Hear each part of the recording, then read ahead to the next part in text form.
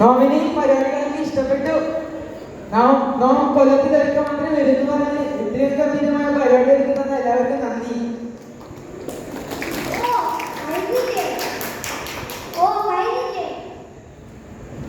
കഴിഞ്ഞിട്ടോ ഇനിയും പരിപാടികൾ ബാക്കിയുണ്ട്. വാർഷിക ഓണപ്പാട്ട് മത്സരവും ഇനി ബാക്കിയുണ്ട്.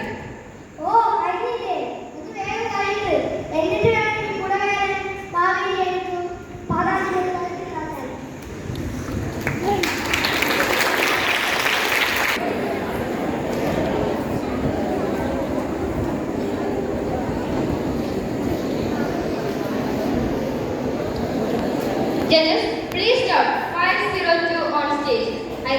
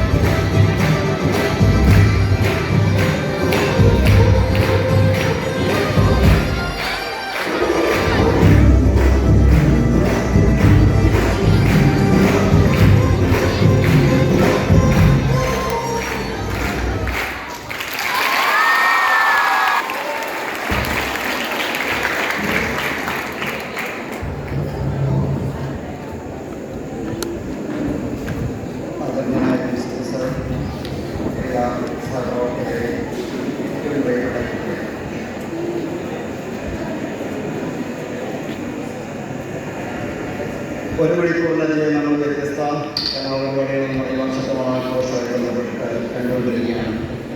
ഈ കഴിഞ്ഞ പരിപാടികളിൽ നിങ്ങൾക്ക് ഏറ്റവും ഇഷ്ടപ്പെട്ടത് ഏതാണ്? ഏറ്റവും അവസാനത്തെ 6-7 ക്ലാസ്സിൻ്റെ ഡാൻസാണ്. അതാണ് ഏറ്റവും ഇഷ്ടപ്പെട്ടത്. സത്യം പൊള്ളിയായിരുന്നു. അതുപോലെ നമ്മുടെ മൈഗ്രേഷൻ സ്റ്റുഡൻസിൻ്റെ പാട്ട് തക്കണം സൂപ്പർ. ആദ്യത്തെ ഡാൻസ് ചെറിയ കുഞ്ഞു കുട്ടികളുടെ നമ്മുടെ ആ ചെറിയ കുട്ടികളുടെ ഡാൻസ് എല്ലാം വളരെ ഗംഭീരമെല്ലാം. അതുപോലെ തന്നെ പാട്ട് മത്സരം ഓണപ്പാട്ട് മത്സരമാണ്. അതുകൊണ്ട് അതിനെക്കുറിച്ച് നമ്മൾ പറയുന്നത് ശരിയല്ല. ആദ്യം ശരിയായിട്ട് എന്ന് പറയുന്നത് ഒരു പക്ഷേ അതൊന്നും ശരിയല്ലാത്തൊരു കാര്യം. ജഡ്ജ്മെൻറ്റ് നമുക്ക് മനസ്സിലാക്കാൻ ഏതായാലും എല്ലാവർക്കും ഇപ്പോൾ യഥാർത്ഥത്തിൽ കേരളം അല്ലെങ്കിൽ മലയാളികൾ, ലോകം മുഴുവനുള്ള മലയാളികൾ ഓണാഘോഷം തുടങ്ങിക്കഴിഞ്ഞു. കേരളത്തിൽ ഓണാഘോഷം തുടങ്ങുന്നത് വടക്കൻ കേരളത്തിലും തെക്കൻ കേരളത്തിലും 2 രീതിയിലാണ്. അറിയാമോ? വടക്കൻ കേരളത്തിൽ നമ്മുടെ 1 മാസം ആണ് ഓണം ആഘോഷിക്കുന്നത്. പക്ഷേ ആഘോഷം കൂടുതലായിട്ടുള്ളത് തെക്കൻ കേരളത്തിലാണ്. തെക്കൻ കേരളത്തിൽ പക്ഷേ അത്തം 10 ഓണമാണ്. അത്തം മുതലുള്ള 10 ഓണം. തൃക്കാക്കരയിൽ അത്തച്ചമയ ഘോഷയാത്ര നടന്ന് ഓണം ഔദ്യോഗികമായിട്ട് ഡിക്ലെയർ ചെയ്ത് കഴിഞ്ഞാൽ പിന്നീടുള്ള 10 ദിവസമാണ് ഓണത്തിൻ്റെ ഏറ്റവും പ്രധാനപ്പെട്ട ദിവസം. അപ്പോൾ നമ്മളിന്ന് അത്തച്ചമയ ഘോഷയാത്ര കഴിഞ്ഞു. അതുകൊണ്ട് തന്നെ ഇപ്പോൾ കേരളം മൊത്തം മലയാളികൾ മൊത്തം ഓണ ആഘോഷത്തിലാണ്. ഓണം പോലെ അത്രയും പ്രധാനപ്പെട്ട മറ്റൊരു ആഘോഷം മലയാളിയില്ല. ഇവിടെ ഇതുമായി ബന്ധപ്പെട്ടിട്ട് 1-2 ചെറിയ കാര്യങ്ങൾ നമ്മൾ മനസ്സിലാക്കേണ്ടതുണ്ട്. ഈ മാവേലി വാമനയുടെ ചിത്രം വന്ന് നമ്മുടെ മാവേലി വാമനോടുകൂടെ വന്നു കഴിഞ്ഞു. ഇതുണ്ടായിട്ട് ബന്ധപ്പെട്ട ചില ചോദ്യങ്ങൾ പലപ്പോഴും നമ്മൾ വരുന്നുണ്ട്. നിങ്ങൾക്ക് ഈ ഓണത്തിനെ കുറിച്ചുള്ള ഐതിഹ്യം അറിയാലോ. പക്ഷെ അതിനകത്ത് നമുക്ക് ഉത്തരം പറയാൻ പ്രയാസമുള്ള ചില ചോദ്യങ്ങളുണ്ട്. ഒന്ന്, നമ്മുടെ ഈ ദശാവതാര സങ്കല്പം അനുസരിച്ചിട്ട് വാമനൻ എത്രാമത്തെ അവതാരമാണ്? മത്സ്യം, കൂർമ്മം, വരാഹം, നരസിംഹം, വാമനൻ 5-ാമത്തെ ആളാണ് അല്ലേ? 5-ാമത്തെ ആളാണ് മത്സ്യം, കൂർമ്മം, വരാഹം, നരസിംഹം, വാമനൻ. 5-ാമത്തെ ആളാണ് വാമനൻ. അവിടെ വിഷയം വരുന്നത് കേരളത്തിൻ്റെ ഉൽപ്പത്തി എന്നുള്ള പേരിലൊരു കഥയുണ്ട് ഇല്ലേ? പരശുരാമൻ മഴുവെറിഞ്ഞ് ഉണ്ടാക്കിയ കേരളം. ഇപ്പം പരശുരാമൻ മഴുവെറിഞ്ഞിട്ട് കടലിൽ നിന്ന് ഉണ്ടാക്കിയതാണ് കേരളം എന്ന് വളരെ പ്രചാരത്തിലുള്ള ഐതിഹ്യമുണ്ട് കേരളത്തിൻ്റെ ഉൽപ്പത്തിയെക്കുറിച്ച്. ഇപ്പോൾ പരശുരാമൻ എത്രാമത്താണ് ഐതിഹ്യപ്പെട്ടി നമ്മുടെ അവതാര കഥയിൽ അതിൻ്റെ ക്രമത്തിൽ? മത്സ്യപൂർവ്വ വരാഹ നരസിംഹ വാമന രാമോ രാമസ്യ രാമസ്യ കൃഷ്ണ കലിക്കർ ജനാർദ്ദന. അപ്പോൾ 6-ാമത്തെ ആളാണ് പരശുരാമൻ. അപ്പോൾ 6-ാമത്തെ ആളായ പരശുരാമൻ കടലിൽ മഴുവെറിഞ്ഞിട്ടുണ്ടാക്കിയ കേരളം. ആ കേരളത്തിൽ എങ്ങനെയാണ് മഹാബലി എന്ന് പറയുന്ന ഒരു ചക്രവർത്തി അല്ലെങ്കിൽ 5-ാമത്തെ അവതാരമായിട്ടുള്ള മഹാബലി ചക്രവർത്തി ജീവിക്കുന്നത്? ആർക്കെങ്കിലും ഈ ചോദ്യം ഉത്തരം പറയാൻ പറ്റുമോ?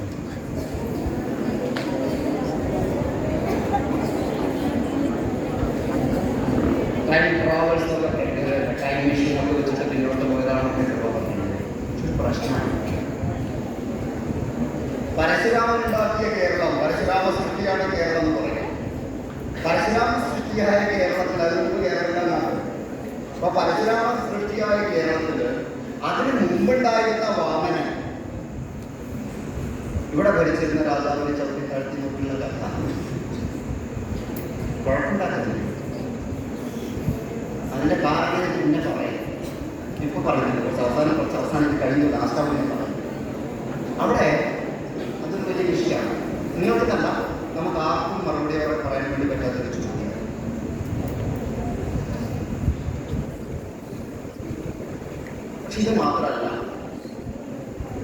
നമ്മുടെ കേരളവുമായി ബന്ധപ്പെട്ടിട്ടുള്ള ഭൂരിപക്ഷം ഐതിഹ്യങ്ങളിലും ഇങ്ങനെയുള്ള ചില പ്രശ്നങ്ങളുണ്ട്. നിങ്ങൾ ചിന്തിച്ചിട്ടുണ്ടോ എന്ന് എനിക്കറിയില്ല. നമ്മുടെ ഏറ്റവും പ്രസിദ്ധമായിട്ടുള്ള ഐതിഹ്യം പറയിക്കറ്റ പന്തിരകുലത്തിൻ്റെയാണ് അല്ലേ? പറയിക്കറ്റ പന്തിരകുലം കഥ എന്താ? ഓണക്കോട് തന്നെയുള്ള ഒരു ഐതിഹ്യമാണ്, വളരെ പ്രസിദ്ധമാണ്. 100 കണക്കിന് പുസ്തകങ്ങൾ എഴുതപ്പെട്ടിട്ടുണ്ട് പറയിക്കറ്റ പന്തിരകുലത്തിനെ കുറിച്ച്. അതിൽ ഓരോ ആളെ കുറിച്ചിട്ടുണ്ട്. പാട്ടൊക്കെ നമ്മൾ ഇഷ്ടം പോലെ പാടിയിട്ടുണ്ട് അല്ലേ? 12 മക്കളെ പെറ്റൊരമ്മേ, മക്കളെ ഞാനല്ല പാടിയാറാണ്, ഇപ്പൊ പാടിയാറാണ്, നിങ്ങളാണ് ഞാൻ. ഓക്കെ, ഞങ്ങളുടെ സാധനത്തിൽ നമ്മൾ പാടി മുഴുവൻ മലയാളികളും പാടുണ്ടാക്കുന്നതാണ്. ഈ ഐതിഹ്യം അറിയാത്തൊരു മലയാളി പോലും കാണില്ല. പക്ഷേ കഥ എന്താ? വിക്രമാദിത്യ രാജാവിന്റെ കൊട്ടാരത്തിലെ വരരുചി എന്ന് പറയുന്ന പണ്ഡിതൻ, അയാളുടെ ഭാര്യ, 12 മക്കള് അല്ല. അവിടെ ഒരു വിഷയമുണ്ട്. വിക്രമാദിത്യ രാജാവിന്റെ കൊട്ടാരം എവിടെയാണ്? അത് ഇന്നത്തെ ബീഹാറിലാണ്. അതിനെ വിക്രമാദിത്യ രാജാവിന്റെ രാജ്യത്തിൽ നിന്ന്, കൊട്ടാരത്തിൽ നിന്ന് ഒരു ദിവസം കൊണ്ട് യാത്ര ചെയ്താൽ എത്താൻ വേണ്ടി പറ്റുന്ന സ്ഥലത്താണ് ആ സ്ത്രീ, ഇയാളുടെ ഭാര്യയായ, പിന്നീട് ഭാര്യയായ സ്ത്രീ ഉണ്ടായിരുന്നത്. അപ്പൊ അവിടുന്ന് ആ കുട്ടിയെ വരവിക്ക് ആവശ്യപ്പെട്ടതനുസരിച്ചിട്ട് പുഴയിൽ ഒഴുക്കി എന്നാണ് കഥ. ആ പുഴയിൽ ഒഴുക്കിയിട്ട് ആ കുട്ടി ഒഴുകി വന്നു. ആ കുട്ടിയെ ഒരാൾക്ക് കിട്ടി. പിന്നീട് അയാൾ വരവിജി ആ കുട്ടിയെ തന്നെ കല്യാണം കഴിക്കേണ്ടി വന്നു. അവർക്കുണ്ടായ മക്കൾ എന്നൊക്കെയാണ് കഥ. 100 കണക്കിന് പുസ്തകങ്ങൾ ഉണ്ടായിട്ടുണ്ട് ഈ ഐതിഹ്യത്തിനെ കുറിച്ചിട്ട്. ഇപ്പോഴും പുസ്തകങ്ങൾ ഉണ്ടായിക്കൊണ്ടിരിക്കുന്നുണ്ട്. ഇതൊരു വിഷയം നിങ്ങൾ ശ്രദ്ധിച്ചിട്ടുണ്ടോ എപ്പോഴെങ്കിലും? ബീഹാറിൽ നിന്ന്, പാറ്റ്നയിൽ നിന്ന് പുഴയിൽ ഒഴുക്കി വിട്ടു കഴിഞ്ഞാൽ 12 മക്കളും കേരളത്തിലാണ്. ഈ കേരളത്തിലെ ആണ് ഈ സ്ത്രീ വളർന്നതായിട്ട് പറയുന്ന, ഭാരതപ്പുഴയുടെ തീരത്താണ് ഈ സ്ത്രീ, വരരുചിയുടെ ഭാര്യ, വളർന്നതായിട്ട് പറയപ്പെടുന്ന സ്ഥലം, വീടുള്ളത്. അതിനെ കുറിച്ചിട്ട് പോലെ ആളുകൾ ഗവേഷണം നടത്തിയിട്ടുണ്ടോ? ആ വീടുന്ന സ്ഥലത്താണെന്നൊക്കെ പറഞ്ഞിട്ട് പുസ്തകം എഴുതിയിട്ടുണ്ടോ?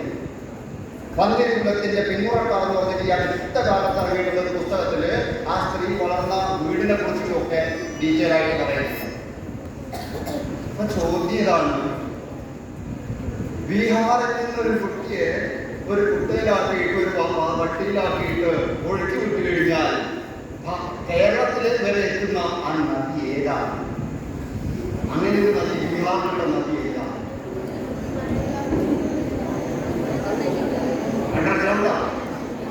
ഏതായാലും മുകളിലേക്ക് അങ്ങനെ ഒരു നദി ഉണ്ടാവാൻ സാധ്യതയില്ല. കാരണം ഇതിനിടയിലെ ഇന്ത്യ പർവ്വതം പോലെയുള്ള വലിയ പർവ്വതങ്ങളും പീഠഭൂമികളൊക്കെ ഉണ്ട്. ബീഹാറിൽ നിന്ന് നദി കേരളത്തിലേക്ക് ഒരിക്കലും വന്നിട്ടില്ല. ഇപ്പോഴും ഇല്ല, പണ്ടുമില്ല, ഒരിക്കലും വന്നിട്ടുമില്ല. ഇങ്ങോട്ട് വരാനും തോന്നില്ല. സാധ്യതത് ജിയോഗ്രഫിക്കലി ഇമ്പോസിബിൾ. പിന്നെ എങ്ങനെയാണ് ഇപ്പോ പറഞ്ഞു വന്നത്? നമ്മുടെ ഈ ഐതിഹ്യങ്ങളിലൊക്കെ ഇങ്ങനെയുള്ള പ്രശ്നങ്ങളുണ്ട്.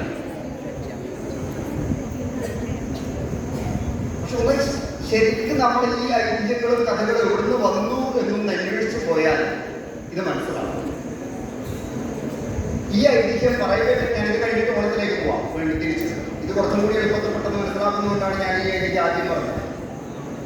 ഈ ഐതിഹ്യം, പറയപ്പെട്ട പന്തിരകുലത്തിന്റെ ഐതിഹ്യം ആദ്യമായിട്ട് വരുന്നത് ഐതിഹ്യമാല എന്ന് പറയുന്ന കൊട്ടാരത്തിൽ ശങ്കുണ്ണിയുടെ പുസ്തകമാണ്. നമ്മുടെ ലൈബ്രറിയിലുണ്ട്, നിങ്ങൾ എടുത്ത് വായിച്ചാൽ അത് മുഴുവൻ പറഞ്ഞു കഴിഞ്ഞതിന് ശേഷം അതിന്റെ ഏറ്റവും അവസാനത്തെ പാരഗ്രാഫില് കൊട്ടാരത്തിൽ ശങ്കുണ്ണി തന്നെ പറയുന്നുണ്ട്, ഇതിൽ പറയുന്ന വരരുചി വിക്രമാദിത്യ മഹാരാജാവിന്റെ കൊട്ടാരത്തിലെ വരരുചി അല്ല എന്നൊരു അഭിപ്രായം ചിലരൊക്കെ പറയുന്നുണ്ടോ? പുസ്തകത്തിൽ വായിച്ചു കൊടുക്കും. അതിനെ കുറിച്ചിട്ട് നമ്മുടെ കാസർഗോഡുകാരനായിട്ടുള്ള മഹാകവി പി പറയുന്ന പന്തിരകുലം എന്നുള്ള പേരിൽ തന്നെ ഒരു പുസ്തകം എഴുതിയിട്ടുണ്ടോ? ശരിക്കും നമ്മൾ മുഴുവൻ വായിക്കേണ്ട പുസ്തകം യഥാർത്ഥത്തിൽ അതാണ്. ചെറിയൊരു പുസ്തകം, ഗദ്യമാണ്. നമ്മൾ പി എ അറിയുന്നത് കവിയായിട്ടാണ്. പക്ഷെ അദ്ദേഹം കവി മാത്രമല്ല, കവിതയേക്കാൾ മനോഹരമായിട്ട് ഗദ്യം എഴുതുന്ന ആളായിരുന്നു. ഈ കഥയും ആദ്യമായിട്ട് ഈ കഥ വരുന്ന പുസ്തകം ഭാഗവതമാണ്. പല പുസ്തകങ്ങളും ഇതിനെക്കുറിച്ചുള്ള പരാമർശമുണ്ട്. പക്ഷേ ഈ അഞ്ചാമത്തെ അവതാരത്തിന്റെ, വിഷ്ണുവിന്റെ അവതാരത്തിന്റെ കഥയൊക്കെ വരുന്നത് ഭാഗവതത്തിനാണ്. ഭാഗവത പ്രകാരം മഹാബലി ചക്രവർത്തി പ്രഹ്ലാദന്റെ മകന്റെ മകനാണ്. പ്രഹ്ലാദൻ വലിയ വിഷ്ണു ഭക്തനാണ്. അദ്ദേഹത്തിന്റെ മകന്റെ മകനായ ഈ മഹാബലി യാഗം നടക്കുന്ന സ്ഥലത്ത് വെച്ചാണ് ഈ സംഭവം നടക്കുന്നത്. അദ്ദേഹം യാഗം നടക്കുന്ന സ്ഥലം നർമ്മദാ നദീതീരത്തുള്ള ഭൃഗുകച്ഛം എന്ന് പറയുന്ന സ്ഥലം കൃത്യമായിട്ട് പറയുന്നുണ്ട്. നർമ്മദാ നദീതീരത്തുള്ള ഭൃഗുകച്ഛം എന്ന് പറയുന്ന സ്ഥലത്താണ് യാഗം നടക്കുന്നത്. ഭൃഗുകച്ഛം എന്ന് പറയുന്ന സ്ഥലം ഇപ്പോഴും ഇന്ത്യയിലുണ്ട്. നർമ്മദാ നദിയും ഉണ്ട്. നർമ്മദാ നദി എവിടെയാണ്? ഉത്തരേന്ത്യയിലാണ്. ഭൃഗുകച്ഛം എവിടെയാണ്? അതിന്റെ ഇപ്പോഴത്തെ പേര് ഏകദേശം അത് തന്നെയാണ്. ബറൂച്ച് എന്നാണ് ആ സ്ഥലത്തിന്റെ പേര്. ഭൃഗുകച്ഛം ബറൂച്ച് ആയിരുന്നു. അപ്പൊ ഈ മഹാബലിയുടെ കഥ നടക്കുന്ന സ്ഥലം ബറൂച്ച് ആണ്. അപ്പൊ നമ്മൾക്ക് എങ്ങനെ ഈ കഥ വന്നു? കേരളത്തിലെ കഥ വന്നു. അവിടെ ഒരു വിഷയം കേരളത്തിന്റെ ചരിത്രവുമായിട്ട് ബന്ധപ്പെട്ട ഇങ്ങനെ ഒന്നും രണ്ടൊന്നല്ല കേട്ടോ. നമ്മുടെ ഭൂരിപക്ഷം ഐതിഹ്യ കഥകളും കേരളത്തിൽ പ്രചരിച്ചുകൊണ്ടിരിക്കുന്ന ഐതിഹ്യ കഥകളിലും ഇങ്ങനെ ചില പ്രശ്നങ്ങളുണ്ട്. ഈ പ്രശ്നങ്ങൾ ഉണ്ടാവാനുള്ള കാരണം ഈ കഥകൾ അധികവും പിൽക്കാലത്ത് ആരോപിക്കപ്പെട്ടതാണ് എന്നുള്ളതാണ്. ഈ കഥകൾ ഈ ആഘോഷങ്ങളുമായി ബന്ധപ്പെട്ടിട്ട് പിന്നീട് ഇതിനൊരു പൗരാണികത്വം ആരോപിക്കുന്നതിന് വേണ്ടിയിട്ട് പുരാണ കഥകളുമായിട്ട് ഇതിനെ കണക്ട് ചെയ്യാൻ വേണ്ടി ശ്രമിച്ചപ്പോൾ വന്നിട്ടുള്ള അബദ്ധങ്ങളാണ്. അങ്ങനെ കണക്ട് ചെയ്യേണ്ട ആവശ്യമൊന്നുമില്ല. അങ്ങനെ കണക്ട് ചെയ്യേണ്ട ആവശ്യമൊന്നുമില്ലെങ്കിൽ നമുക്ക് ആഘോഷമായിട്ട് തന്നെ കൊണ്ടുപോകാൻ വേണ്ടി. ഇവിടെ ഓണത്തിലെ പുരാണ കഥകളുമായിട്ട് ഈ മഹാബലിയുടെ കഥയുമായിട്ട് കണക്ട് ചെയ്യേണ്ട ആവശ്യം യഥാർത്ഥത്തിലില്ല. ഇനി മറ്റൊരു കാര്യം കൂടിയുണ്ട്. ഇവിടെ കേരളത്തിൽ ഏറ്റവും കൂടുതൽ ഓണാഘോഷം നടക്കുന്ന സ്ഥലം ഏതാ? തൃക്കാക്കരയാണ്. തൃക്കാക്കര തേവർ എന്ന് വിളിക്കുന്നത് തൃക്കാക്കര തേവരുടെ ആരാധനയാണ്. ഈ തൃക്കാക്കര തേവർ ആരാണ്? തൃക്കാക്കര അപ്പൻ എന്ന് പറയുന്നത്, ഈ തൃക്കാക്കര തേവർ എന്ന് പറയുന്നത് വാമനമൂർത്തിയാണ്. അപ്പൊ ഇവിടെ ആഘോഷിക്കപ്പെടുന്നത് വാമനമൂർത്തിയുടെ ജന്മ സമയമാണ്. വാമനാവതാരമാണ് ആഘോഷിക്കുന്നത്. പക്ഷെ നമ്മുടെ ഭൂരിപക്ഷം ആളുകളും കഥകളിലൂടെ പറയുന്നത് മഹാബലിയുടെ കുറിച്ചിട്ട് മഹാബലിയെ ചവിട്ടിത്താഴ്ത്തിയാണ്. അതിനൊരു വിഷയമുണ്ട്. മഹാബലിയെ ചവിട്ടിത്താഴ്ത്തി എന്ന് പറയുന്ന കഥയിലും ഇതിന്റെ ഐതിഹ്യപ്രകാരം അങ്ങനെ ഒരു സംഭവം നടക്കുന്നില്ല. നിങ്ങൾ ഈ അടുത്ത കാലത്ത് ഏറ്റവും പ്രസിദ്ധമായിട്ടുള്ള സിനിമ ഏതാ ഇന്ത്യയിൽ? ബാഹുബലി അല്ലേ? ബാഹുബലി ഈ ബാഹുബലി സിനിമയിൽ ആ കുട്ടിയുടെ കാല് ചെറിയ കുട്ടിയുടെ കുട്ടി ആദ്യമായിട്ട് കാണിച്ചിട്ട് ആ കുട്ടിയുടെ കാലെടുത്തിട്ട് തലയിൽ വെക്കുന്ന ഒരു രംഗം കണ്ടിട്ടുണ്ട്. ആരാണ് തലയിൽ വെച്ച? കാലെടുത്തിട്ട് തലയിൽ വെച്ചു. അതിന്റെ അർത്ഥം എന്താ? കൃത്യമായിട്ട് അതിനകത്ത് പറയുന്നു, ജീവിതകാലം മുഴുവൻ വിധേയനായി കഴിഞ്ഞുകൊള്ളാവുന്നതാണ്. ഇപ്പൊ കാല് തലയിൽ വെക്കുക എന്ന് പറഞ്ഞാൽ ചവിട്ടി തളയ്ക്കുക എന്നല്ല. കാല് തലയിൽ വെച്ചിട്ട് അനുഗ്രഹിക്കുന്ന പരിപാടി ഇപ്പോഴും ഉണ്ട് പല സ്ഥലത്തും. അപ്പൊ അതാണ് ആ സിനിമയിൽ കാണിച്ചിട്ടുള്ളത്. ഇവിടെ ഭാഗവത കഥ പ്രകാരം ഇന്ദ്രപദവി നിങ്ങൾ ഭാഗവത എടുത്തിട്ട് വേണം നോക്കി നമ്മുടെ രാജ്യങ്ങളൊക്കെ എഴുതി ദിവസമാണ്. ഇന്ദ്രപദവിക്ക് വേണ്ടിയിട്ട് യാഗം നടത്തിയ മഹാബലിയെ തടയാൻ വേണ്ടി ആവശ്യപ്പെടുകയാണ് ചെയ്യുന്നത് ദേവന്മാർ. അങ്ങനെ വിഷ്ണു വന്നിട്ട് ചെറിയ കുട്ടിയായിട്ട് ഇവിടെ കാണുന്ന നല്ല ഇവിടെ മഹാബലിയുടെയും വാമനന്റെയും ചെത്തിയത് ഈ കട്ടൗട്ട് കണ്ടു കഴിഞ്ഞാൽ വാമനൻ നല്ല ജിം ബോഡിയാണല്ലേ, നല്ല മസ്കുലറാണ്. കഥ പ്രകാരം വാമനൻ സ്കൂളിൽ പോകുന്നൊരു കുട്ടിയാണ്. കഥ പ്രകാരം ഭാഗവത പ്രകാരം വാമനൻ എന്ന് പറയുന്നത് സ്കൂളിൽ പോകുന്നൊരു സൃഷ്ടിയാണ്. നമ്മുടെ വേഷം കെട്ടി വന്നത് കറക്റ്റാണ്, അത് കറക്റ്റാണ്, അത് രൂപം കറക്റ്റാണ്. ഒരു ചെറിയ കുട്ടിയാണ് വാങ്ങുന്നത്. ഇവിടെ കാര്യം തിരിച്ചിട്ടാ ഇത് വെച്ചാൽ കുറച്ച് രൂപം ചെറുതാണെന്ന് മാത്രമേ നമ്മുടെ അത്ഭുത ജീവിത സിനിമയിലുള്ള ആളുകളെ പോലെ നല്ല മസ്കുലറാണ്, പക്ഷെ രൂപം കുറച്ച് ചെറുതാണെന്ന് മാത്രമേ ഉള്ളൂ. പക്ഷെ ഇവിടെയോ ഇദ്ദേഹം നല്ല ഒന്നാം തരം രൂപമാണ്, നല്ല വലിപ്പുള്ള രൂപമാണ്. പക്ഷെ കഥാപ്രകാരം എന്താണ്? ദേവന്മാരെ പോലും ഉറപ്പിച്ച യോദ്ധാവാണ്, യുദ്ധവീരനാണ് ഈ കാണുന്ന രൂപേത. ഇപ്പൊ നമ്മൾ പ്രചരിപ്പിച്ചുകൊണ്ടിരിക്കുന്ന മഹാബലിയുടെ രൂപ ഏതാണെന്നറിയോ? ലാഫിംഗ് ബുദ്ധയാണ്. ഇവിടെ കണ്ടിട്ടില്ലേ ചില സ്ഥലത്തൊക്കെ ഒരു ബുദ്ധന്റെ പ്രതിമ ചിരിച്ചുകൊണ്ടിരിക്കുന്ന, തലയാട്ടിക്കൊണ്ടിരിക്കുന്നത്? അതിന്റെ ഇമിറ്റേഷനാണ് ഈ കാണുന്ന പെരുവയറൻ മഹാബലി. ഇത് ലാഫിംഗ് ബുദ്ധയുടെ ഇമിറ്റേഷനാണ്, അല്ലാതെ ഇത് പുരാണപ്രകാരമുള്ള മഹാബലിയുടെ രൂപമായിട്ട് പുലബന്ധം പോലും ഇതിലില്ല. കാരണം ഒന്ന്, ശക്തനായ രാജാവ് മൂന്ന് ലോകങ്ങളെയും, ഈ 3 അടി അതൊക്കെ വന്നതിന്റെ കഥയതാണ്, 3 ലോകങ്ങളെയും കീഴടക്കാൻ കരുത്തനായിട്ടുള്ള യോദ്ധാവായിരുന്നു ഇദ്ദേഹം. എന്നിട്ട് പരമാവധി കീഴടക്കി കഴിഞ്ഞതിന് ശേഷം ഇന്ദ്രപദവിക്ക് വേണ്ടിയിട്ടാണ് യാഗം തുടങ്ങിയത്. അപ്പോൾ ബാക്കി ദേവേന്ദ്രനും ബാക്കിയുള്ള ആളുകൾ എല്ലാവരും കൂടി പോയിട്ട് വിഷ്ണുവിനോട് പറഞ്ഞിട്ട് മുടക്കണം, കാരണം ഇന്ദ്രപദവി തൽക്കാലമായിട്ട് കൊടുക്കാൻ വേണ്ടി പറ്റില്ല. അങ്ങനെ വിഷ്ണു കുട്ടിയുടെ രൂപത്തിൽ വന്നിട്ട് അദ്ദേഹത്തിനെ ഈ 3 അടി അളക്കുകയും അളന്നു കഴിഞ്ഞ ശേഷം മൂന്നാമത്തത് കാല് വെക്കാൻ സ്ഥലമില്ലാത്തതുകൊണ്ട് എന്ത് ചെയ്യണം? ഇപ്പൊ ഞാൻ ഏതായാലും എനിക്ക് വാക്ക് പാലിക്കാൻ വേണ്ടി പറ്റിയിട്ടില്ല, ഇനി ഞാൻ അങ്ങയുടെ വിധേയനായിട്ട് കഴിഞ്ഞുകൊള്ളാം എന്ന് പറഞ്ഞുകൊണ്ട് വാക്കുപലിയിലെ പോലെ തല താഴ്ത്തി കൊടുക്കുകയും അതിന് മുകളിൽ കാല് വെച്ച് ശരി അങ്ങനെ ആവട്ടെ എന്ന് പറഞ്ഞിട്ട് അദ്ദേഹത്തിനെ പാതാളത്തിലേക്ക് ചവിട്ടി താഴ്ത്തല്ല ചെയ്യുന്നത്. അദ്ദേഹത്തിന്റെ മുത്തച്ഛനായ പ്രഹ്ലാദൻ വന്നിട്ട് രസാതലമെന്ന പാതാളത്തിൽ ശ്രേഷ്ഠന്മാരായിട്ടുള്ള ആളുകളൊക്കെ താമസിക്കുന്ന ഈ സ്വർഗം നരകം ഭൂമി എന്ന് പറയുന്ന സങ്കല്പം അല്ല നമ്മുടെ പുരാണങ്ങളിലുള്ളത്. ഈ 14 ലോകമെന്ന് നമ്മൾ കേട്ടിട്ടുണ്ടാവും. 7 അധോലോകങ്ങൾ, 7 ഉപരിലോകങ്ങളും ഒക്കെയാണ് പറയാം. അതിൽ പെടുന്ന ഒന്നാണ് ഈ രസാതലം. ആ രസാതലത്തിലേക്ക് താൽക്കാലികമായിട്ട് പ്രഹ്ലാദനെയൊക്കെ കൂടെ അങ്ങോട്ട് താമസിക്കാൻ കൂടിയാണ് ചെയ്യുന്നത്. കണ്ടീഷൻ എന്താണെന്നറിയോ? അടുത്ത മന്വന്തരത്തിൽ ഇന്ദ്രന്റെ പദവി എന്ന് പറയുന്നത് പെർമനന്റ് അല്ല, ഓരോ മന്വന്തരത്തിലും ഓരോ ഇന്ദ്രനാണ്. അപ്പോൾ അടുത്ത മന്വന്തരത്തിൽ ഇന്ദ്രൻ പദവി നിങ്ങൾ ആവശ്യപ്പെട്ടതുപോലെ ഇന്ദ്ര പദവി തരാം, അതുവരെ നിങ്ങൾ അവിടെ റെസ്റ്റ് ചെയ്യാം എന്ന് പറഞ്ഞുകൊണ്ട് അദ്ദേഹത്തിന്റെ മുത്തച്ഛനായ പ്രഹ്ലാദനാണ് അദ്ദേഹത്തിനെ കൂട്ടിയിട്ട് പോകുന്നത്, അല്ലാണ്ട് ചവിട്ടി താഴ്ത്തി എന്ന് എവിടെയും പുരാണങ്ങളിൽ പറയുന്നില്ല. ഇവിടെ നമുക്ക് ഈ കഥയുടെ ഭാരങ്ങളെല്ലാം എടുത്ത് മാറ്റുക. ഇതെല്ലാം എടുത്തു മാറ്റിക്കഴിഞ്ഞാലും നമുക്ക് ഓണം ആഘോഷിക്കാൻ പറ്റും. ഈ കഥയുടെ ഭാരങ്ങൾ എടുത്തു മാറ്റിയ ഓണമാണ് യഥാർത്ഥത്തിൽ ശരിയായിട്ടുള്ള മലയാളികളുടെ ഓണം ആഘോഷിക്കുന്നതോടൊപ്പം തന്നെ ഈ ഐതിഹ്യങ്ങളുടെ ഭാരങ്ങളൊക്കെ മറന്നു കളഞ്ഞേക്ക് നമുക്ക് എല്ലാവർക്കും കൂടി ഒന്നിച്ച് ഓണം ആഘോഷിക്കാം. നന്ദി, നമസ്കാരം.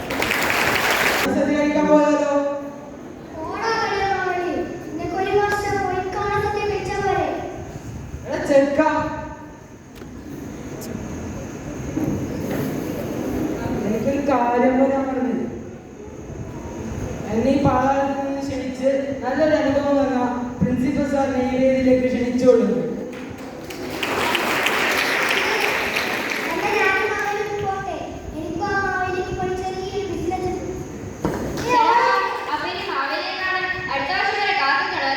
ശരി, അപ്പൊ കാണാം.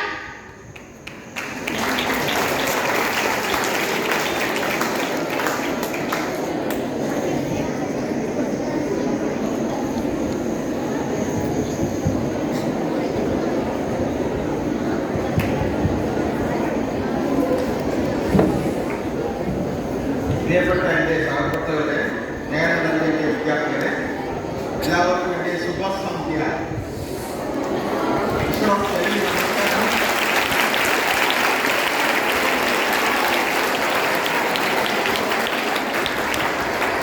ഇന്നത്തെ ഈ ഓണം പരിപാടിയുടെ എല്ലാ സ്റ്റേജ് പെർഫോമൻസും വളരെ നല്ല പ്രകടനമാണ് കാഴ്ചവെച്ചത്. എല്ലാവർക്കും എൻ്റെ അഭിനന്ദനം.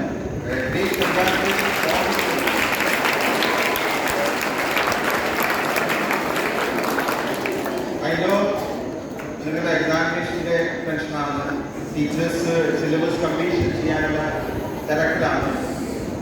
Even then, you have performed very nice program. It is a appreciating thing that you have done. all the items, no, on a part, punching part. Now the Devadalakadi is left out. Okay, left out. Then on other corner, amazing, great, a wonderful performance by all the students. ഉച്ചയിൽ ഞങ്ങൾ നിങ്ങൾക്ക് ഓണസദ്യയാണ്. Evening you have given us Ola Sandhya. That means Ola Sandhya means different type of cultural evening.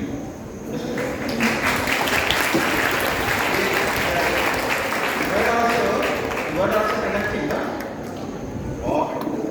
along with Ola means different type, variety of activities during the evening time.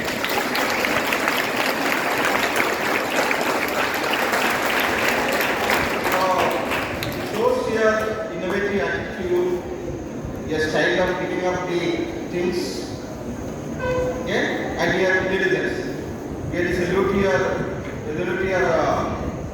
the keen observation and making the things right.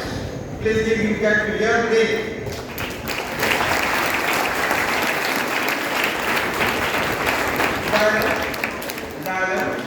എല്ലാവർക്കും സ്നേഹത്തിൻ്റെയും സമാധാനത്തിൻ്റെയും ഐശ്വര്യത്തിൻ്റെയും ഒരായിരം ഓണാശംസകൾ. ഇതിൽ രണ്ട് word നമുക്ക് കിട്ടും. ഒന്ന് വേർഡ് സ്നേഹം, സമാധാനം, ഐശ്വര്യം. സ്നേഹം മീൻസ് ലവ്, സമാധാനം മീൻസ് പീസ്, and ഐശ്വര്യം means prosperity. Okay? These three things are very, very essential. Things are very, very essential.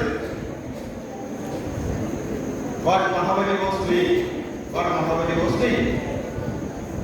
So I hope that this year our school also should get all sort of peace, love, and prosperity, so that this year we will get excellent results. Both in let Mahabali grace, as well as we also wish and pray to Almighty to get all sort of peace. Okay? Then today's program, break time, നമ്മുടെ മഹാബലി മോഹനന്റെ വന്നു, principal chamber വന്നു, സാറേ ഓണാശംസകൾ വന്നു. So ഈ ഓണം ആഘോഷത്തെ പറ്റി നമ്മുടെ ശൈലൻ സാറ് വളരെ ഡീറ്റെയിൽ ഇൻഫർമേഷൻ തന്നു. I am not going in to that, but I am taking different way. ഈ വാമനൻ വരെ കുറച്ച് ചെറിയ കുട്ടിയാണ്, dark boy, Mahabali is little bigger, but now we can take it. Vaman is like you people very sharp, intelligent, having artificial intelligence, multiple intelligence, but this side is like us. This side is like us. That Mahabali is kind-hearted, open-hearted, and generous. We are like that only. We are like the teachers are kind enough, generous enough, and giving information to you,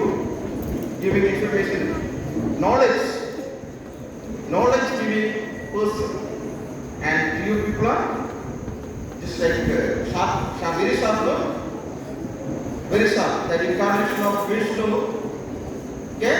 He changed his body shape into dark and demanded something. So I think that is based on intelligence. Yeah? Very sharp. So you should be like that, very sharp intelligence, but that intelligence should be used for the prosperity. Got point? That intelligence should be used for the prosperity, love, and peace. Okay? That is the main message we have to take during this Onam festival. Understood or not? And I'm very much happy that the class level standard students did a wonderful job today for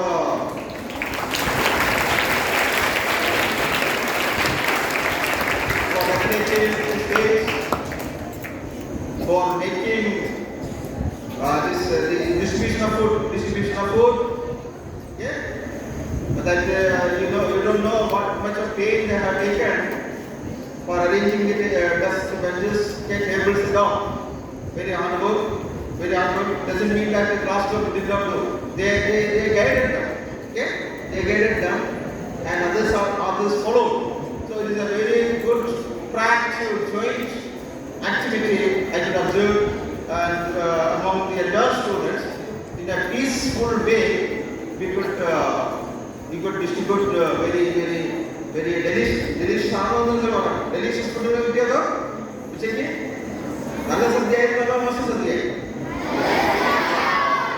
Very good food. I also tasted and very nice food we got. Okay? And we should be very much thankful to Catholic and the Department of Mess for making the food. Okay? Now everything went out nicely. So again, wish you a very happy autumn, all of you. In your vacation, be careful. Okay?